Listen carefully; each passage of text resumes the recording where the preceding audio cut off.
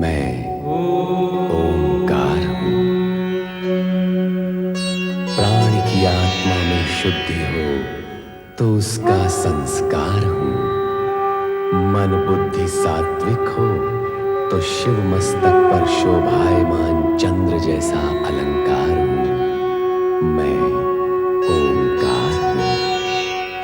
विलाप करती वीरणी को नारद सांत्वना देकर शिव के पास जाने की मंत्रणा देते हैं। शिव वीरणी का विलाप सुन द्रवित हो उठते हैं।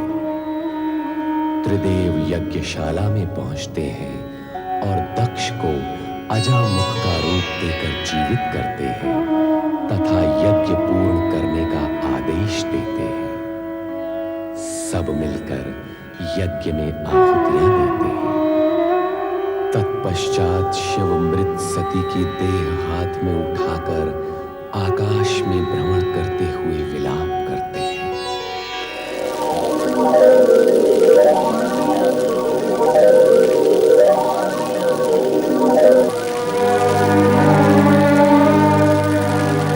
भोलेनाथ, भोलेनाथ, नारद का प्रणाम स्वीकार हो। मंगल हो। प्रभु, आप कहाँ जा रहे हैं? देवी सती हमसे रुष्ट हो गई है। भोलेनाथ, आप ये कैसी बातें कर रहे हैं? क्यों? क्या सदा पत्नी को ही पति का साथ देना चाहिए, पति को नहीं? हम अपनी रुष्ट प्रिया का साथ कभी नहीं छोड़ेंगे। भोलेनाथ, क्या इतने पर भी आपको वास्तविकता समझ में नहीं आई? तुम हमारा समय नष्ट कर रहे हो नारद। तुम्हारी बातें सुनकर सती और अधिक रुष्ट हो जाएगी। रुष्ट? हे त्रिकालदर्शी, बिना प्राण की देह कहीं रुष्ट होती है भला? नारद! भोलेनाथ,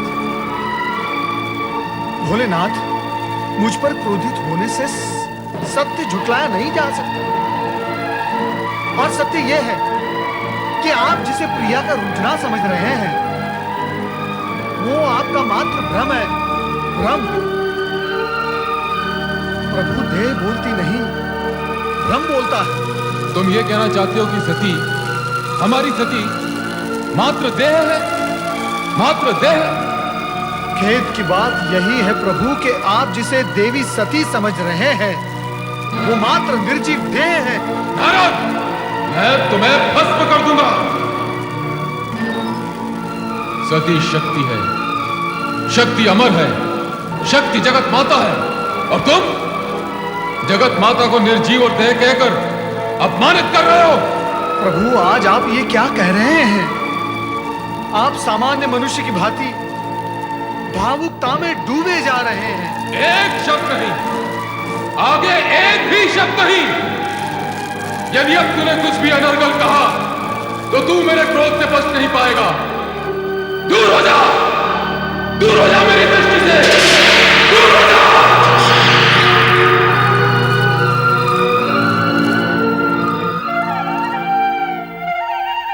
माता सरस्वते नमः। ब्रह्मदेवाय नमः। ब्रह्मदेवाय नमो नमः।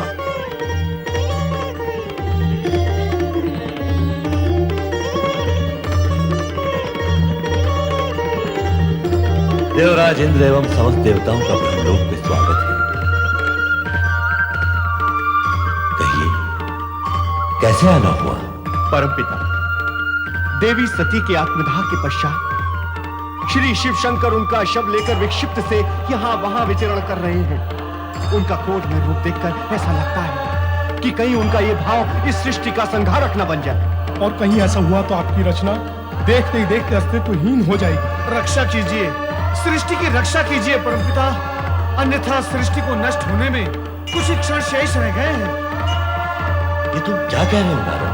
हाँ परमपिता, मैं स्वयं देखकर आ रहा हूँ भगवान शिव का वो अकल्पनीय विनाशकारी रूप। विनाशकारी रूप? विनाशकारी रूप? शिव अर्थात मंगल, कल्याणकारी रूप विनाशकारी? मेरा तात्पर्य है ये जो उनकी विक्षिप्ता अवस्था है वो ही विनाश लीला का कारण बनेगी। वो तो मानते ही नहीं कि माता सती आत्मदाह करके निर्जीव हो गई है। तुमने उन्हें समझाने की चेष्टा नहीं की? परमपिता की, परंतु उसकी प्रतिक्रिया स्वरूप उन्होंने मुझसे यह कहा कि तुम माता सती को निर्जीव कह रहे हो। मैं तुम्हें भस्म कर दूंगा और बस मैं भयभीत होकर यहां चला आया। परमपिता, ये सब सुनकर तो ऐसा लगता है कि अब शिव का तीसरा नेत्र खुलने में अधिक विलंब नहीं है। और यदि ऐसा हो गया तो इस सृष्टि के भस्म होने में एक क्षण भी नहीं लगेगा परमपिता, एक क्षण भी नहीं लगेगा। अब आप ही कोई उपाय कीजिए और उन्हें शांत कीजिए। शांत कीजिए प्रभु, शांत कीजिए, शांत कीजिए प्रभु, शांत कीजिए। शांत देवगणों, शांत। इसका उपाय हमें श्री हरि विष्णु ही बताएंगे। चलिए वैकुंठ धाम।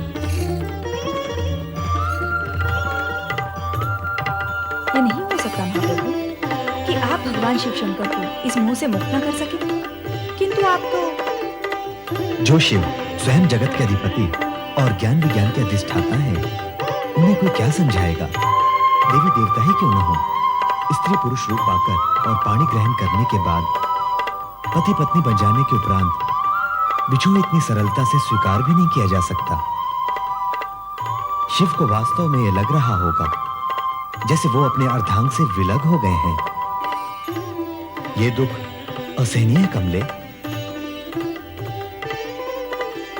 जगदीश्वर श्री हरि विष्णु की जय। महादेवी माता लक्ष्मी की जय। मंगल भव।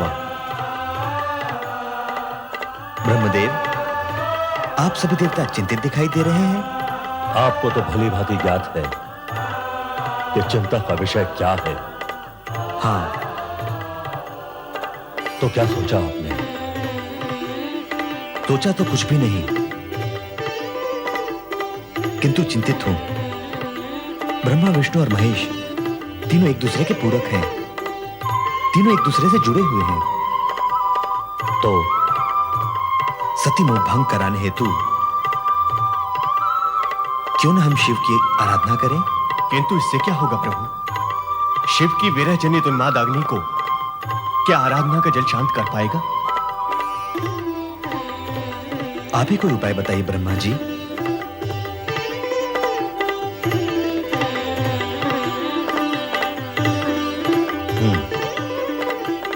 बहुत सोचने के पश्चात एक उपाय मन में आया तुम्हें। तो बताइए ना परमपिता, शुभस्य शीघ्रम। बताऊंगा, किंतु उसे कार्यान्वित श्री हरि विष्णु को करना होगा। आप कहिए तो सही। अपने सुदर्शन चक्र से सती का शव विच्छेद करना। क्या? हाँ, शिव का सती मोह भंग कराने हेतु क्या आवश्यक है?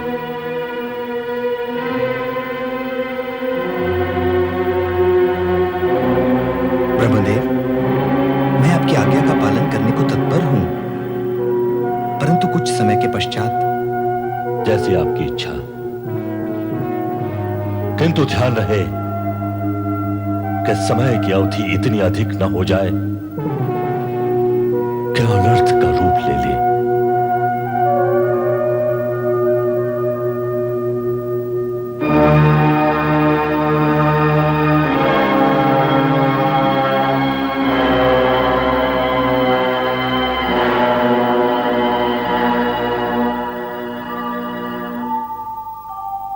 ओम नमः शिवाय।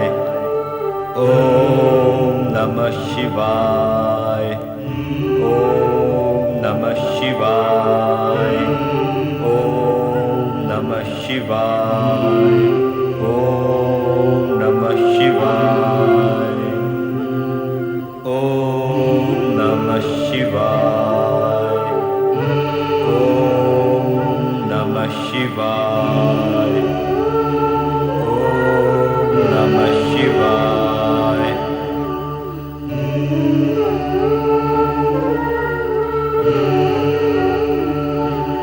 हे सर्वशक्तिमान महेश्वर सदाशिव जी, संपूर्ण संसार आपकी लीला से स्तब्ध और चकित है। देवता आदि और आपकी कामना के वाहक स्वयं ब्रह्मा जी और मैं किंग कर्तव्य विमूढ़ हैं। किसी की भी समझ में नहीं आ रहा है कि क्या किया जाए। और ब्रह्मा जी ने जो मुझे उपाय बताया है उसका ध्यान करते ही मन कांप उठता है। मैं जानता हूं कि मुझे जो करने के लिए कहा गया है वो सब आपको ज्ञात है। अब आप स्वयं ही मेरा मार्गदर्शन करें प्रभु और मुझे बताएं कि मुझे क्या करना है। ओम नमः शिवाय, ओम नमः शिवाय, ओम नमः शिवाय, ओम नमः शिवाय।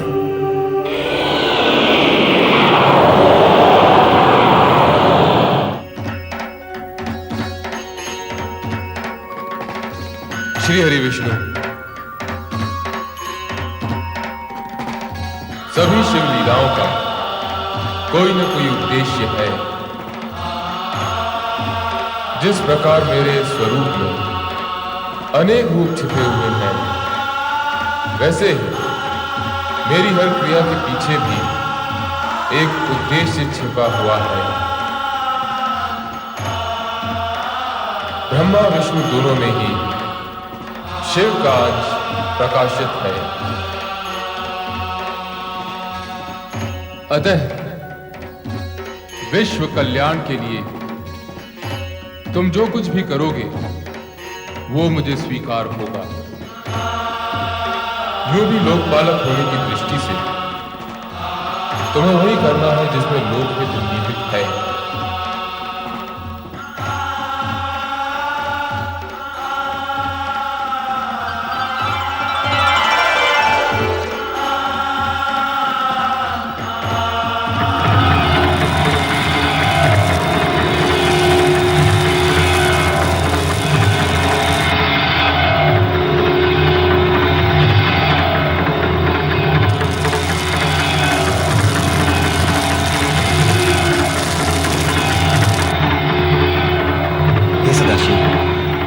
आपसे अनुमति तो ले ही ली है, परंतु एक निवेदन भी करता हूं कि इस सुदर्शन चक्र से देवी सती का शव विच्छेद मात्र सृष्टि समृष्टि की रक्षा करने हेतु ही कर रहा हूं। और समृष्टि की रक्षा दूसरे शब्दों में आपकी लीला को नया मोड़ देने का बहाना भी बनेगी। मुझे अनुमति दे प्रभु।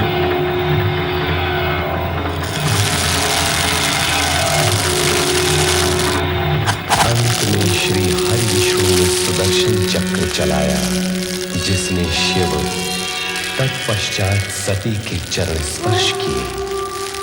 चक्र ज्यों ही सती के मस्तक की ओर गया, एक तीव्र ज्योति पुंज उभरा, जिसमें से प्रकाश की धाराएं भूमंडल की ओर जाने लगी। ये ही ज्योति पुंज कालांतर में शक्तिपीठ कहलाए और इस प्रकार आर्यावृत में 51 शक्तिपीठों की स्थापना हुई। माता शक्ति, जो भगवान शिव की पूरक है, ज्योति रूप में इन शक्तिपीठों में विद्यमान है। शिवजी ही सभी देवी देवताओं के आराध्य हैं। उनका ही नाम सदा स्मरण करने वाले ब्रह्मा आज ब्रह्मलोक में ओम नमः शिवाय पंचाक्षरी मंत्र के साथ साथ माता शक्ति का जप भी बार बार कर रहे हैं। ओम नमः शिवाय, ओम ऐं ह्रीं क्लीं चामुण्डायै विच्चै, ओम नमः शिवाय, ओम ऐं ह्रीं क्लीं चामुण्डायै विच्चै। प्रणाम परमपिता ब्रह्मा। परम पिता को देवराजेंद्र और समस्त देवताओं का प्रणाम स्वीकार। पधारी देवराज, देवर्षि और देवता गणों। नारायण नारायण, हम आश्चर्यचकित हो रहे हैं परमपिता। किस बात पर आश्चर्यचकित हो रहा है? आप तो केवल ओम नमः शिवाय कहकर ही शिव जी का ध्यान किया करते थे, परंतु अब तो आप शिव जी के साथ साथ माता शक्ति का भी ध्यान करने लगे। नारायण नारायण। तुम तो जानते हो नारद कि शिव के बिना शक्ति और शक्ति के बिना शिव पूर्ण नहीं होते। यदि ऐसा है तो पहले आप केवल शिव की ही आराधना क्यों करते थे परमपिता? उस समय माता शक्ति ने सती का अवतार ले लिया था, शिव संगिनी बन गई थी। शिव के लिए की गई आराधना अपने आप माता शक्ति के चरणों में पहुंच जाती थी। और अब सती विलीन होकर पुनः माता शक्ति में लीन हो गई। माता शक्ति अदृश्य रूप में भी सर्वत्र विद्यमान है। किंतु परमपिता, एक रहस्य हमारी समझ में नहीं आया। कैसा रहस्य? भगवान श्री हरि विष्णु के चक्र से माता सती की देह के 51 खंड हुए जो आर्यवर्त पर गिरे। उन स्थानों पर 51 शक्तिपीठों की स्थापना हुई। इसका रहस्य क्या है? यह रहस्य तो सीधा और सरल है नारद।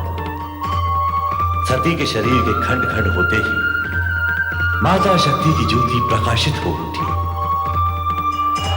इन शक्तिपीठों में ज्योति रूप में साक्षात माता शक्ति विराज रही है। जो भक्त इन स्थानों पर तंत्र मंत्र की सिद्धि प्राप्त करने के लिए शक्ति आराधना करेगा, उसे मां शक्ति अचल सिद्धि प्रदान करेगी। परमपिता, माता शक्ति निर्गुण निराकार है या उनका कोई रूप भी है? शक्ति शक्ति है देवराज।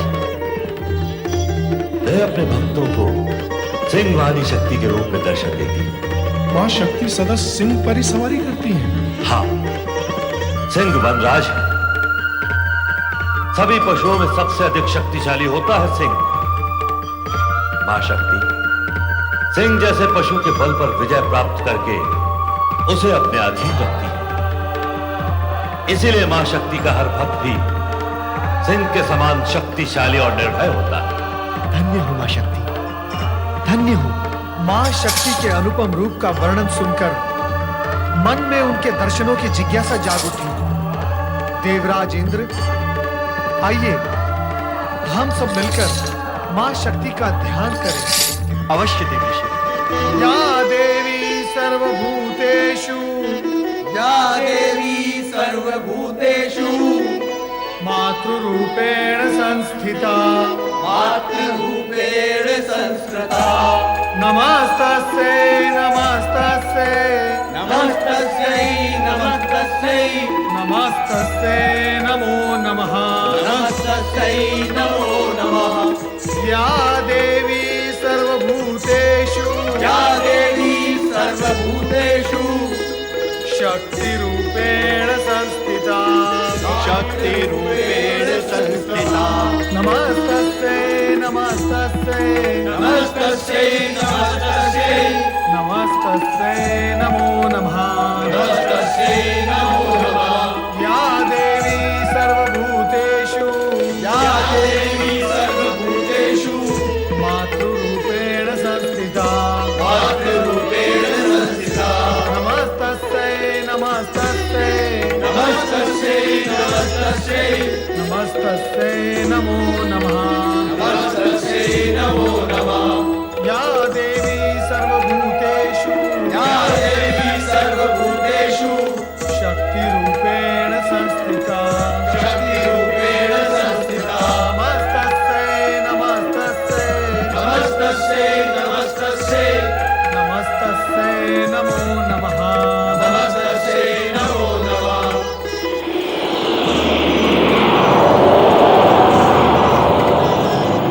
हे जगज्जननी, हे महाशक्ति, हम सब आपके दर्शन के लिए अत्यंत अधीर हैं। हमें दर्शन दो मां, मां हमें दर्शन दो।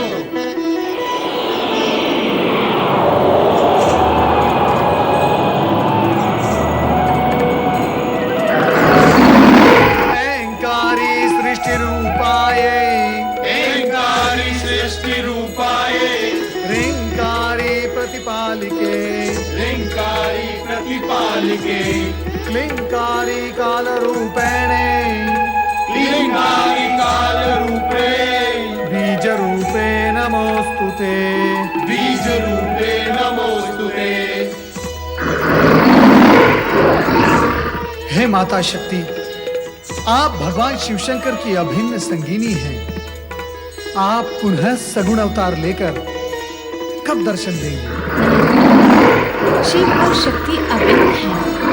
मैं शिव के अंदर ही समाई हुई हूँ और भक्तों की पुकार पर समय समय पर प्रकट होती रहती हूँ। किंतु हे शक्ति माता, हम सब ये जानने के लिए उत्सुक हैं कि आप पुनः कब अवतार लेंगे। उसके लिए तुम्हें लंबी प्रतीक्षा करनी होगी देवराज। जब घटनाएं नए मोड़ लेंगी और शिव को मेरी आवश्यकता प्रतीत होगी, तब मैं नारी रूप में अवश्य जन्म लूंगी।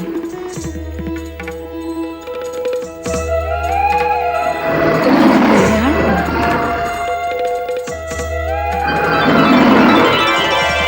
लोक कल्याण के निमित्त मां शक्ति ने देवर्षि नारद सहित समस्त देवगण को आशीर्वाद दिया, किंतु सभी के मन में यही जिज्ञासा थी कि भविष्य में आने वाली घटनाएं कौन सा रूप लेंगी और उनका कैसा शुभाशुभ